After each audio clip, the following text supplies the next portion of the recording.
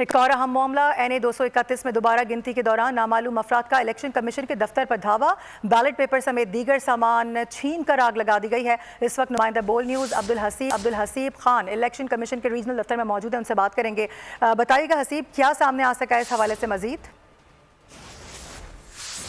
जी बिल्कुल, कौमी असम्बली के हल्का NA 2 के 4 पोलिंग स्टेशन की दोबारा गिनती का अमल जो है वो इस वक्त सबोताज हो चुका है। गिनती का अमल का आगाज़ रीजनल इलेक्शन कमीशन के दफ्तर में हुआ। जिस वक्त जैसे ही हुआ उसके बाद नकाबपोश जो है वो अफराद की जानिब से इलेक्शन कमीशन के दफ्तर पर धावा बोला गया और जो तमाम तर गिनती का मटीरियल था, इलेक्शन का सामान था, वो जो है वो वहाँ से ले गए और उसमें से कुछ सामान यहाँ पर मौजूद है। और यहाँ पर अगर मैं आपको दिखाऊँ तो इलेक्शन कमीशन के दफ्तर से मुत्तसिल ये मुकाम है जहाँ पर तमाम तर जो बैलेट मटीरियल था वो मौजूद है। यहाँ पर जो बैलेट जो पेपर्स हैं वो मौजूद हैं, इलेक्शन कमीशन के दीगर दस्तावेजात मौजूद हैं, इलेक्शन कमीशन के थैले भी हैं जो कि इस वक्त आप ये देख सकते हैं कि यहाँ पर वो थैलों में से अभी भी धुआं उठ रहा है और जो थैलों को जो है वो आग लगा दी गई।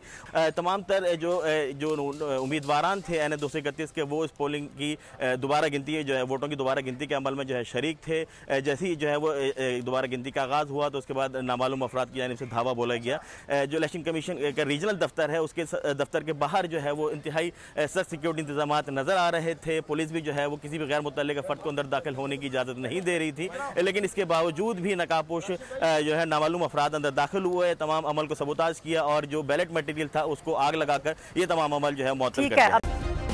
सब्सक्राइब करें और बेल दबाएं ताकि कोई खबर रह न जाए।